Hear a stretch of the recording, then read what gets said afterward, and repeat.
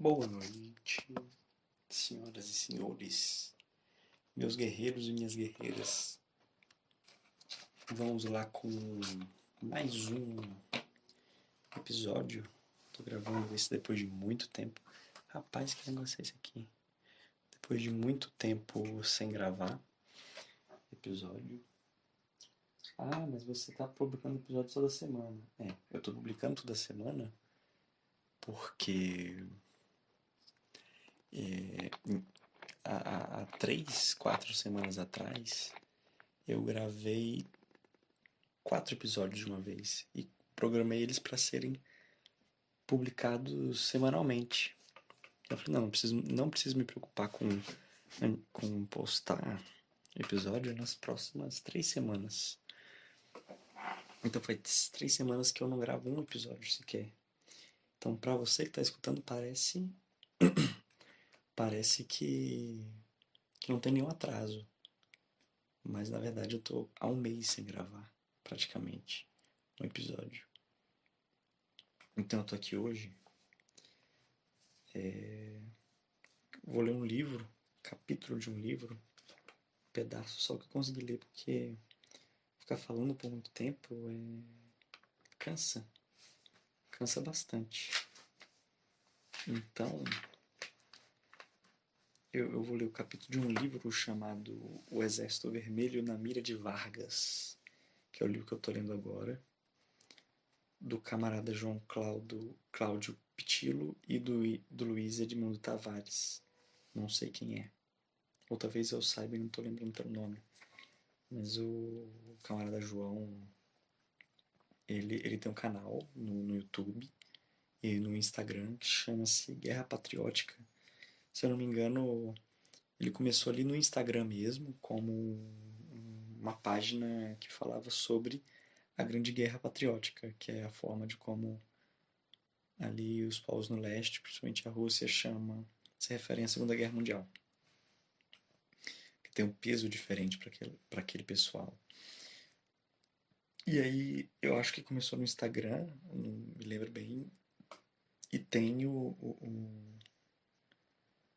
canal, né, no YouTube, que ele faz vídeos aí falando de conflitos militares, principalmente Segunda Guerra Mundial, mas de outros também.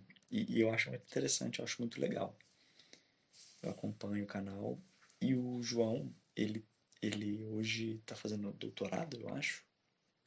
Está fazendo doutorado. E esse livro é a tese de mestrado dele. Uma tese de mestrado muito interessante. Ele já escreveu outros livros que eu comprei também, que é um livro chamado Aço Vermelho, Os Segredos da Vitória Soviética na Segunda Guerra Mundial, ou algo parecido com isso, o nome, foi o último livro que eu li antes desse, que é bem legal também, muito interessante, revelador, principalmente eu achei interessante quando fala dos países, dos outros países do leste europeu, que são sempre esquecidos na Segunda Guerra Mundial. Então, Romênia, Hungria, Bulgária, Albânia, são cenários que são bastante esquecidos no contexto da Segunda Guerra Mundial, como a gente aprende aqui no Ocidente. Essa parte do livro eu achei interessante. Claro que as outras partes falam das batalhas mais conhecidas, Kursk, Leningrado, Stalingrado, a Batalha de Moscou, são interessantes, mas eu já sabia, né, do que estava colocado no livro, tanto por conta de já acompanhar o João, então já escutar como foram essas batalhas, tanto por estudar sozinho mesmo. E aí não tive ali tantas surpresas, mas ainda assim é bom para você que quer conhecer um pouco mais, já tem uma noção ali da Segunda Guerra. Eu acho que é um livro que para quem não sabe nada de Segunda Guerra Mundial, assim, não sabe muita coisa, é um livro bom, muito bom, excelente. Se você já sabe um pouquinho, assim, um pouco das datas, das grandes batalhas, assim, para se referenciar um pouco de alguns acontecimentos, eu acho que fica melhor ainda. Fica melhor ainda o livro. Porque aí você não tem tanta dificuldade de referenciar algumas coisas que estavam acontecendo. Bem, tem um outro livro dele com outras pessoas que eu comprei, chegou hoje, inclusive. Eu esqueci o nome do livro. Acho que é Momentos Decisivos na Segunda Guerra Mundial, uma coisa assim. Enfim, eu comprei aí. Acabei de comprar, chegou hoje. E eu tô no capítulo 4 desse livro, que é O Exército Vermelho na Mira do Vargas. E é um livro que fala sobre como que... Quer dizer, esse livro, para começo de conversa, né, para não me atrapalhar muito aqui na exposição, ele usa como fontes primárias, né, ele faz análises de como o Brasil retratou a Segunda Guerra Mundial, a participação do Exército Vermelho, a participação da União Soviética na Segunda Guerra Mundial, a partir de jornais, utilizando a hemeroteca, Hemeroteca Nacional, para você que não sabe o que é um repositório que guarda periódicos, na maioria jornais antigos, e aí você pode entrar lá e pesquisar. Tem como você pesquisar colocando no jornal, o período, o termo que você quer procurar, a palavra, a frase. E aí ele faz uma análise dos jornais. E o livro é bem legal, porque ao longo de todo o livro você tem foto, quase toda a página do livro tem uma foto do jornal que ele está usando ali para fazer uma análise.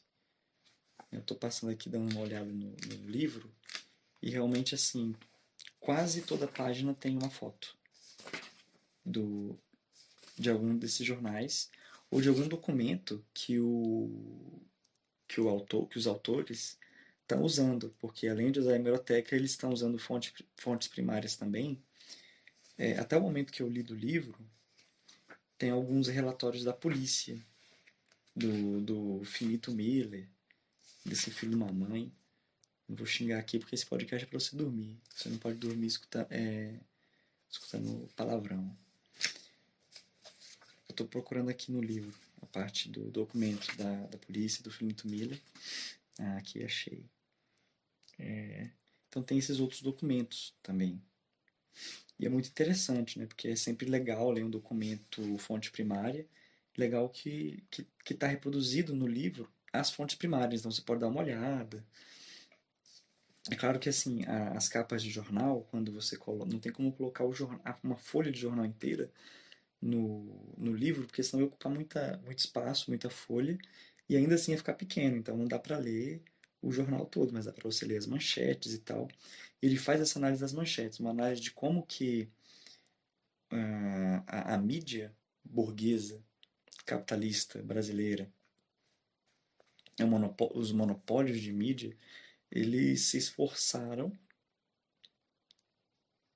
muito para apagar a participação da União Soviética durante a Segunda Guerra Mundial, dando mais atenção para ações, para frentes de batalha e para batalhas e acontecimentos que eram secundários, mas que tivessem mais a ver ali com os aliados ocidentais da guerra. Então, os Estados Unidos, Inglaterra. E o mais interessante é, até agora que eu li do livro, estou nesse capítulo, estou no meio do livro? Não estou nem no meio do livro. E o mais interessante é como que esses jornais eles utilizavam como fontes para retratar a Segunda Guerra Mundial, que eram as fontes de Berlim, ou seja, nazistas. O que vai mostrando como que essas elites liberais e da direita estão sempre muito próximas e elas preferem reproduzir notícias que vêm da Alemanha nazista, preferiram reproduzir notícias que vinham da Alemanha nazista e dando ênfase para as ações alemães mais do que para os soviéticos que estão lutando contra esses alemães. Né? Então, tipo assim, é aquele grande clássico do liberal, dos liberais. Bem, entre escolher o nazismo e a esquerda, eles preferem sempre escolher o nazismo. Né? Eu ia falar entre escolher o comunismo e o fascismo, nazifascismo, eles vão escolher entre o fascismo. Mas na verdade é entre qualquer coisa de esquerda e o fascismo, o liberal ele sempre vai correr para abraçar o fascista. É incrível isso. Tô tomando um chá aqui enquanto eu vou falando para lubrificar a minha voz. E porque chá é gostoso. Tem que beber chá, beba água. Tá bastante quente, pelo menos aqui. Na minha cidade tá muito quente, muito seco. Pouca umidade, tem que se hidratar. Mas vamos voltar aqui pro assunto. Então, entre qualquer coisa de esquerda e o fascismo, o liberal ele vai correr para abraçar o fascista. Correr. E aí é muito interessante como vai colocando isso no livro. Vai mostrando essa preferência estranha, para dizer o mínimo, por retratar o ponto de vista sempre alemão, né? E aí os autores vão mostrando como que os mitos da Segunda Guerra Mundial, que a gente tem hoje, eles já estão começando a ser criados ali durante a guerra por conta do anticomunismo. Então essa ideia de que os alemães invadiram a União Soviética e aí eles são muito modernos, eles têm armas modernas, têm táticas modernas, têm a Blitzkrieg, a Guerra Relâmpago. Só que aí o inverno veio e o inverno foi muito duro e os alemães perderam por causa do inverno. Oh, que tristeza, os alemães no inverno, tadinho deles. Enfim, o russo não sente frio, né? O russo não é gente, ele não sente frio. Ele está acostumado, está tão acostumado que ele transcendeu a humanidade e aí ele criou uma carcaça, uma capa que protege ele contra o frio. Porque o russo não sente frio, né? Só o alemão sente frio. Enfim, é claro que o inverno ele é ruim para o alemão e é igualmente ruim para a porcaria do russo, para a pessoa que está ali no leste europeu lutando, né? Não é como se a Alemanha não fosse na Europa, né? Assim, não é como se não tivesse inverno na Europa também, invernos rigorosos. Eu tenho até uma foto aqui, uma foto da minha coleção de itens da Segunda Guerra Mundial.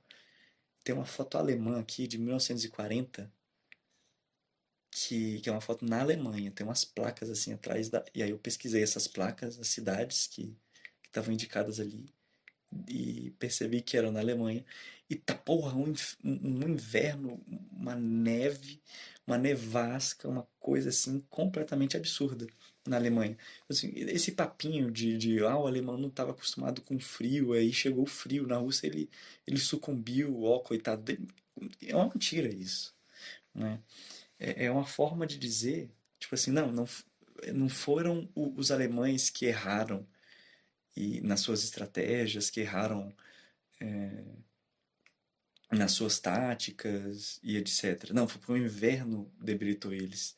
Não foi porque os russos, não foi porque o povo soviético, vou evitar falar os russos, porque a gente está falando da União Soviética, e a União Soviética é um conjunto de povos que tem ali dentro, né? Então, o povo soviético.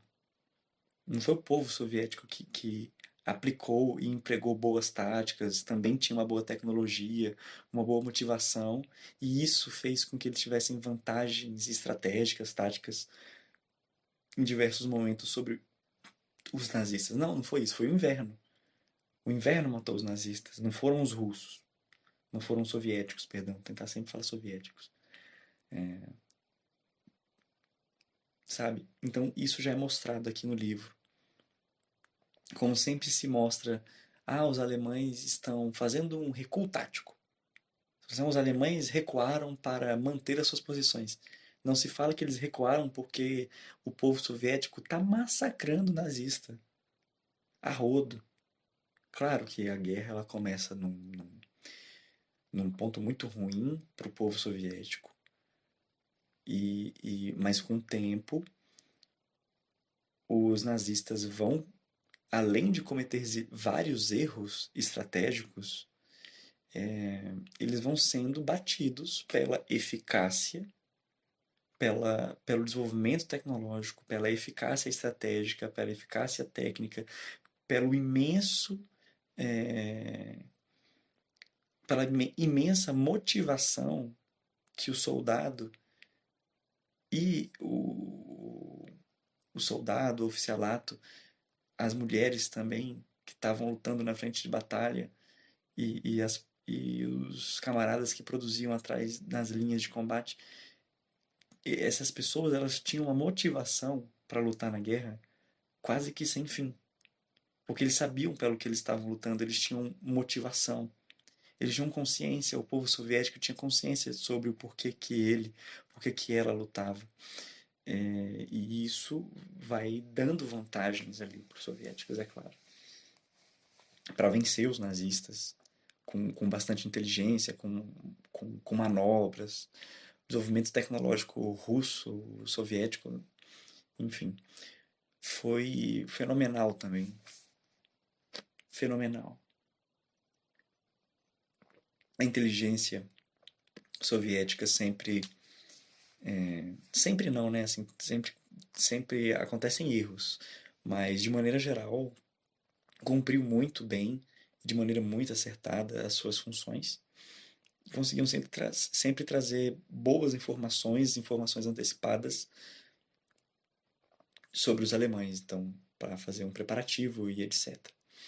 E fora que a União Soviética sabia que uma guerra contra a Alemanha ia acontecer há muito tempo, então eles vinham se preparando, já havia essa preparação prévia. Claro que eles não esperavam talvez ser no momento que foi, assim.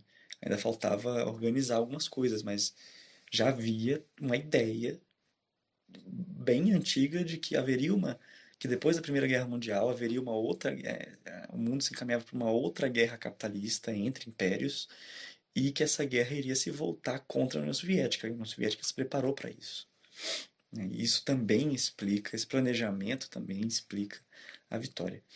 Enfim, e outra coisa que o livro fala é também, além da hemeroteca, que tem os jornais, e os documentos, o outro ponto que é defendido é como que a própria o DIP, o Departamento de Informações e Propagandas, que era os órgãos, o que seria o órgão de censura da época,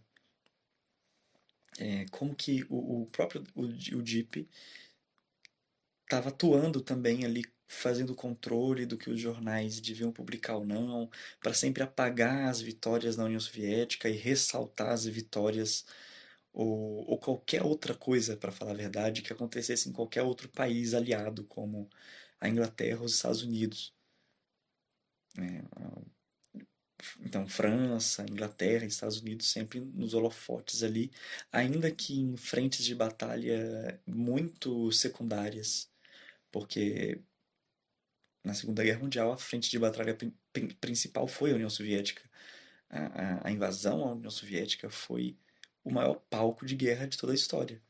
Nunca houve, até aquele momento e até hoje, uma invasão militar tão absurdamente grande como foi a invasão alemã na União Soviética. A agressão alemã aos povos soviéticos, a outros povos também que estavam ali no caminho do leste europeu, nunca houve. Né? E então qualquer coisa era secundária frente a isso. Mas é gritante ver nos exemplos assim como que às vezes estava acontecendo uma coisa assim completamente fenomenal e importante para a mudança do rumo da guerra, da Segunda Guerra Mundial inteira, coisas que iriam aliviar a vida dos ingleses, dos americanos e de outros povos. E aí, não, a gente não vai noticiar isso, a gente vai noticiar uma coisa bem menor que aconteceu em outro local. Enfim, tu percebe que eu gravei 20 minutos de podcast para você dormir e eu só falei assim do que eu. Um resumo bem resumidão do que eu entendi e de qual é a proposta do livro. E eu não li o livro ainda. E 20 minutos já é o tamanho de um podcast para você dormir.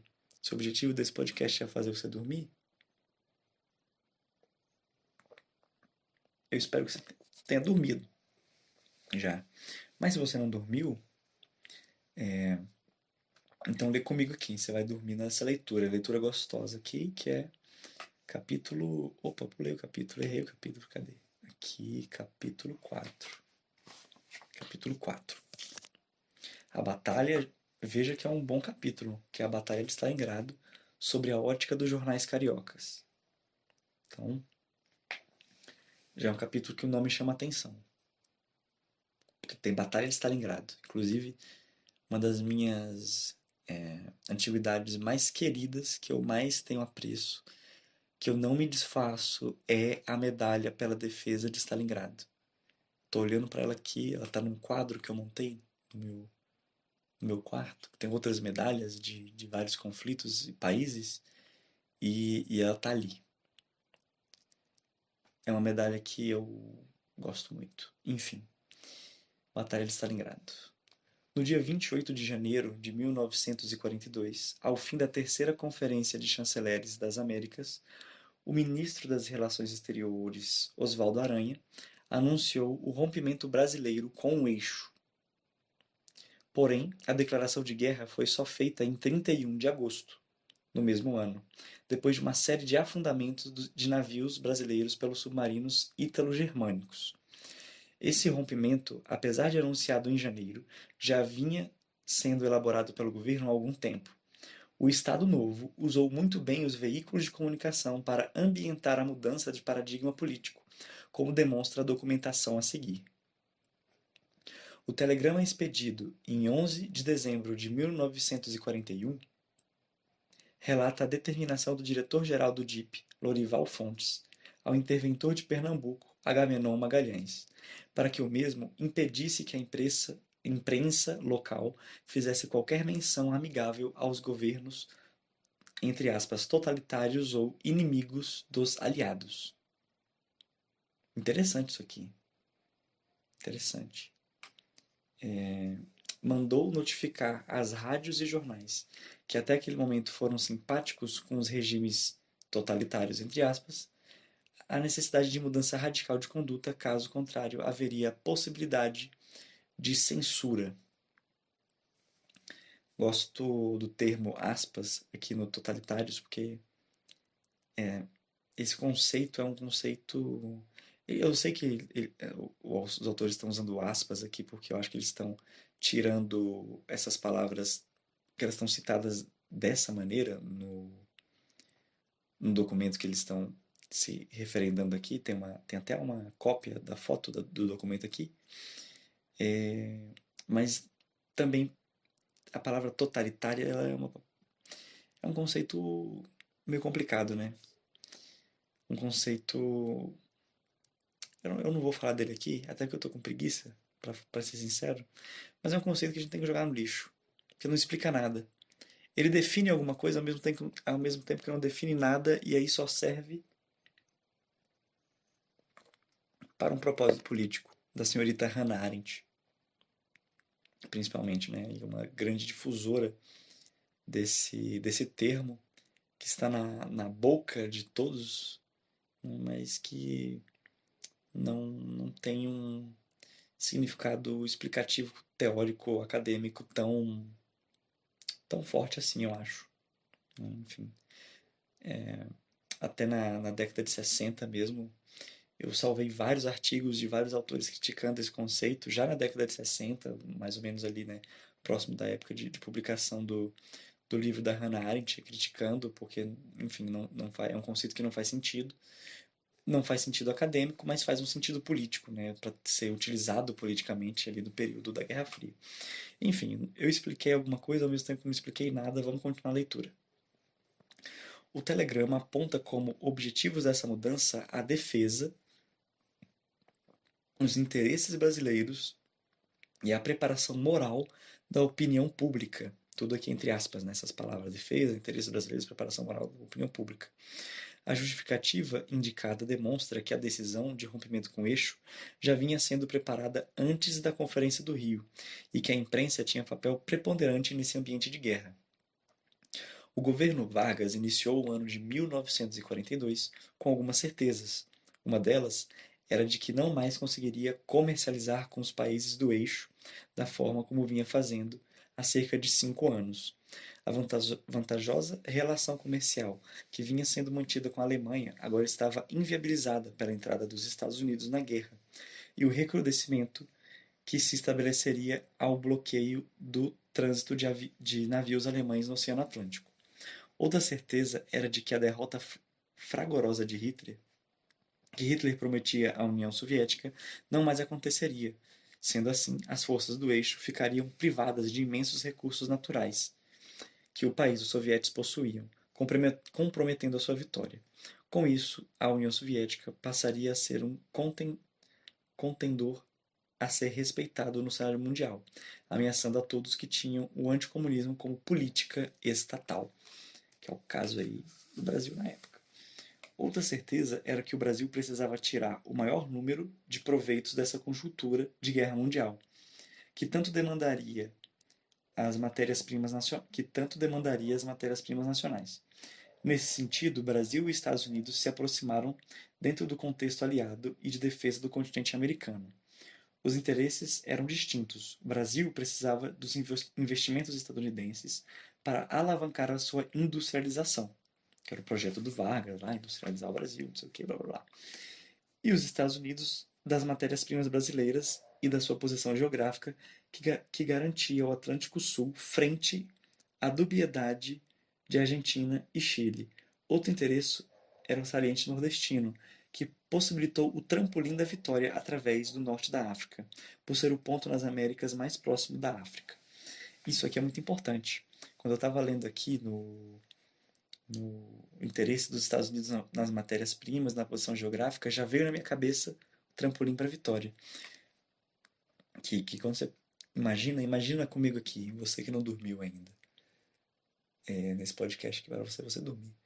Imagina comigo o continente americano, América como um todo. Aí tem ali o Brasil, ótimo. Aí tem ali o Nordeste. O Nordeste ele tem uma pontinha, né? Tem uma cabecinha, um chifrinho assim, ele é protuberante, avançando ali no Atlântico. E no mapinha, no mapa, no globo, aquele ponto, ou seja, o Nordeste ali, é o local mais próximo ali da Península Ibérica e do norte da África. E nessa época aqui, o que está acontecendo? A porcaria da guerra na África. Porque a Itália se embananou todinha na África, tentando ali lutar no Egito e tudo mais. Aí não vai dar conta do recado, vai se embananar toda, os ingleses vão conseguir dar uma boa rechaçada ali, aí os alemães vão lá, os nazistas vão ajudar os amiguinhos fascistas italianos, e depois os Estados Unidos vai entrar na guerra lá na África, desembarcando na Operação Tocha, ali no Marrocos, na Tunísia.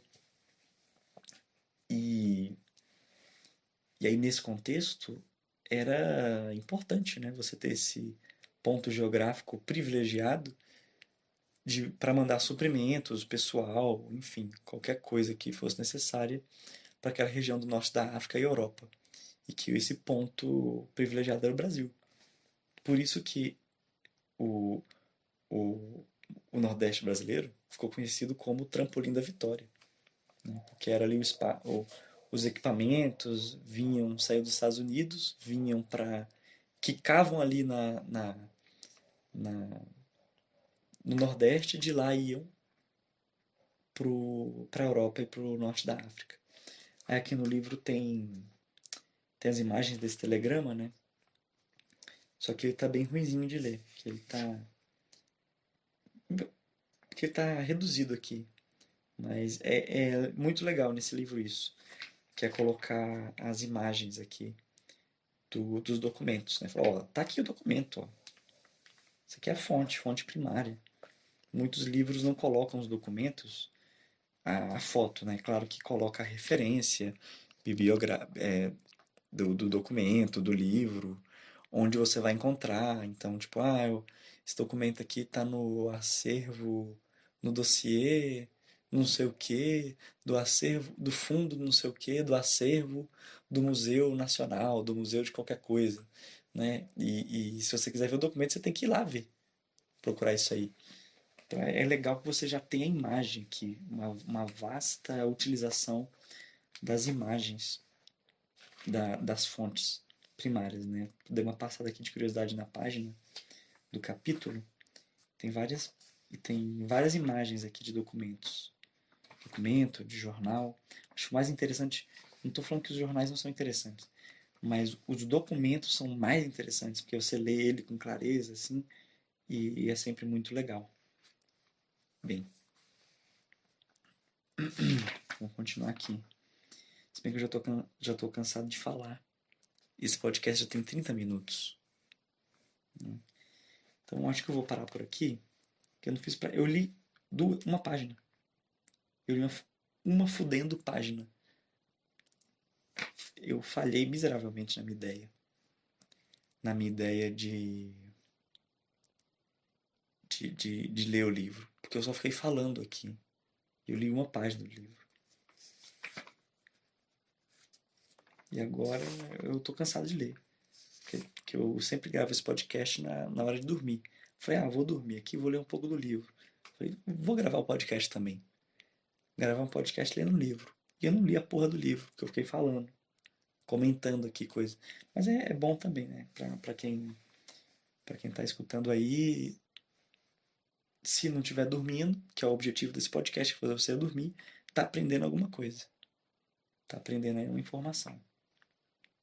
Vou continuar ali um pouquinho aqui, até cansar.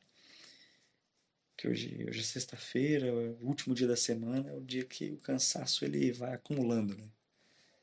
Enfim. Sob o ambiente de hostilidade ao nazismo e de total integração com os anglo-estadunidenses, o Brasil assistiu o início da Batalha de Stalingrado. O controle estatal sobre os veículos de comunicação foi ampliado devido à conjuntura da guerra. Os sucessivos afundamentos de navios brasileiros preocupavam o governo. A animosidade ao comunismo ganhava companhia, já que o nazismo passara a ser o novo inimigo e as forças pró-eixo tiveram de mudar de estratégia.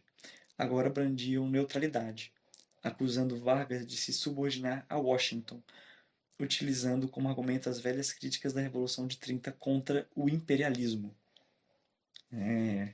Safados, né? Então, aí o governo brasileiro vai se aproximando ali dos estadunidenses, vai falando, não, esquece esse negócio de nazismo, a gente nunca apoiou, nunca achou legal, vamos fingir isso, né? E aí a galera mais radical vai ali inventando desculpinha. Tá se subordinando ao Washington, não sei o quê. Interessante isso aqui. Tô viajando agora aqui na minha cabeça. Falando só besteirinha. Dessa vez, as análises comparativas das notícias do Correio da Manhã e Diário Carioca serão estabelecidas em paralelo com algumas das notícias oriundas de jornais anglo-estadunidenses. Esses jornais tiveram uma atuação destacada na cobertura da guerra na Frente Leste, e depois, com a entrada dos Estados Unidos no conflito, eles passaram a ser referência no Ocidente, com a sua cobertura integral da guerra. O objetivo desse capítulo é analisar de que forma a atuação do Exército Vermelho foi retratada pela imprensa nacional e se a sociedade brasileira, ou pelo menos as suas camadas médias urbanas, perceberam a importância da Batalha de Stalingrado para o contexto geral da guerra, observando também se a entrada do Brasil na guerra, e agora fazendo parte do bloco aliado, influenciou nessa narrativa, fazendo-a diferente daquela utilizada na Batalha de Moscou, que os últimos episódios, os últimos capítulos estavam falando da Batalha de Moscou, como que a Batalha de Moscou foi representada nos jornais do exterior, ingleses e americanos, e também no Brasil, e como tinha o objetivo político de não, no caso, não retratar essa batalha, ou retratar ela do ponto de vista nazista. Isso no Brasil. Você vê a loucura, né, que era. Onde é que eu parei? A Batalha de Stalingrado, que se desenrolou de 13 de setembro de 1942 a 2 de fevereiro de 1943, foi travada na cidade que carregava o nome do líder soviético. A mesma se estendia por cerca de 80 quilômetros na margem ocidental do rio Volga, um dos mais importantes da União Soviética. Stalingrado tinha cerca de 600 mil habitantes em 1942. Era o maior entroncamento ferroviário da União Soviética e tinha o título de porta de entrada do Cáucaso, região detentora de consideráveis reservas de minério e petróleo, que era o objetivo dos nazistas. Os nazistas eles precisavam dessas fontes, dessas reservas de minério e petróleo, principalmente petróleo, porque é uma coisa mais escassa. E Stalingrado era a cidade que como disse aqui, era um grande entrocamento ferroviário, então uma cidade útil porque as linhas de trem que escoam essas reservas minerais e petrolíferas tem que passar por ali, ou pode passar por ali, para ir para outros lugares.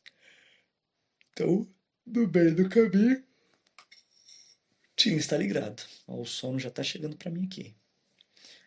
Tinha Stalingrado, então tinha que passar por Stalingrado, os nazistas, né? E por isso mesmo que os nazistas tinham que passar por Stalingrado, que foi esse foi o motivo pelo qual também, né, o povo soviético, o Stavka e tudo mais, vai olhar para e a gente tem que proteger essa área. Não podemos deixar com que os nazistas passem, dominem territórios depois do rio Volga, que é o rio citado aqui, um grande rio. Stalingrado era uma velha cidade russa, fundada no século XVI. Durante o período inicial da Revolução Soviética, tornou-se apreciável símbolo dos planos quinquenais soviéticos, sendo uma cidade industrial, com modernas fábricas voltadas para áreas de siderúrgica e metal-mecânica. A cidade recebeu um novo nome em 1925, deixando de se chamar Tsaritsyn. Opa, calma aí, deixa eu ler esse nome direito aqui. Tsaritsyn, A nova denominação, eu sempre esqueço, eu não consigo falar esse nome, o nome anterior de Stalingrado, que é Tsaritsyn. A nova denominação foi uma homenagem a Joseph Stalin, que comandou ações de grande envergadura do Exército Vermelho contra os exércitos brancos na referida localidade durante a Guerra Civil de 1920. Tem uma notinha de rodapé aqui, eu vou ler a notinha de rodapé sobre a Guerra Civil de 1920 aqui. A Guerra Civil Russa se estendeu de novembro de 1918 a outubro de 1922. O Exército Branco, de orientação conservadora, apoiado por mais de 20 países, tentou tomar o poder. A reação do Exército Vermelho e o apoio da população derrotaram os brancos, pondo fim ao conflito. Notinha aqui bem tranquilo. A Batalha de Stalingrado ganhou notoriedade também pela quantidade de tropas envolvidas, mais de 2 milhões de combatentes, e pela resistência soviética, que depois de ter a sua cidade calcinada, conseguiu reverter a situação. Fato que chamou a atenção do mundo. Essa virada em Stalingrado foi obtida pelos soviéticos com quantidades inferiores de homens e equipamentos em relação às forças do eixo, além de duras condições climáticas. A batalha iniciou depois que o comando nazista desencadeou uma grande ofensiva no trecho sul da frente leste. As tropas soviéticas das frentes Cáucaso do Norte e da Transcaucásia conseguiram deter o avanço inimigo em meados de setembro de 1942, no acesso à cidade de... Eita, é um nome complicado aqui. Eu não vou conseguir ler esse nome. Orjonikidze e ferrou. Ferrou o nome, galera. Não vou conseguir ler esse nome, não. Não mando bem no russo. Então, numa cidade aí, né, importante, na região de Novorossiysk, sei lá. Não tendo como seguir em frente, as tropas do eixo forçaram o passo na direção de Stalingrado. O ataque das forças do eixo a Stalingrado foi avassalador. Os bombardeiros aéreos mataram mais de 30 mil soviéticos em apenas um dia. Os nazistas não tiveram dificuldade para penetrar na cidade e reduzi-la a pó. Após resistir nos escombros da cidade, as forças soviéticas conseguiram contra-atacar de uma forma surpreendente e cercar o sexto exército alemão, capturando assim o marechal de campo von Paulus, além de aprisionar cerca de 90.000 inimigos. Essa epopeia teve grande repercussão internacional, fazendo com que a Batalha de Stalingrado fosse vista como símbolo de resistência e início da virada da luta contra os nazistas de maneira global. As ações do eixo que visavam dominar Stalingrado e assegurar o Cáucaso para a Alemanha receberam o nome de Operação Azul. A referida ação também tentava comprometer a Turquia a entrar na guerra ao lado do eixo e finalmente cercar Moscou pelo sul. O governo nazista depositou grandes expectativas na Batalha de Stalingrado, por isso que a derrota ocasionou grandes prejuízos políticos e militares ao Reich. Os danos foram irreversíveis, como poderemos constatar mais à frente. Efetivamente, Stalingrado foi o marco decisivo para o desfecho do conflito. Então aqui um resumo, bem resumão aí da Batalha de Stalingrado. Um negócio aqui que eu queria comentar é que os bombardeiros aéreos foram feitos era por um parente do Barão Vermelho. Não sei se era o sobrinho do Barão Vermelho, que é da família von Richthofen, né? Enfim, esqueci o nome dele.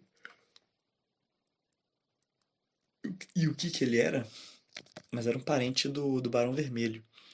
O Barão Vermelho todo mundo sabe, né? Todo mundo conhece a história aí, já ouviu falar pelo menos do Barão Vermelho, que era um grande piloto alemão na Primeira Guerra Mundial, ali no momento então que os aviões estavam começando a ser usados em conflitos militares, aviões de caça e tal.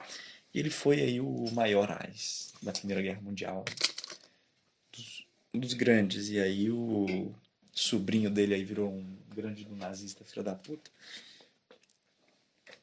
E ele virou comandante, né? E foi ele o responsável por diversos ataques a Stalingrado, que foram terríveis, né? E o Barão Vermelho ele morreu na Primeira Guerra mesmo, foi atingido, acabou morrendo. Bem, tem 40 minutos de podcast aqui, o que já é muito, já é bastante para o padrão do podcast.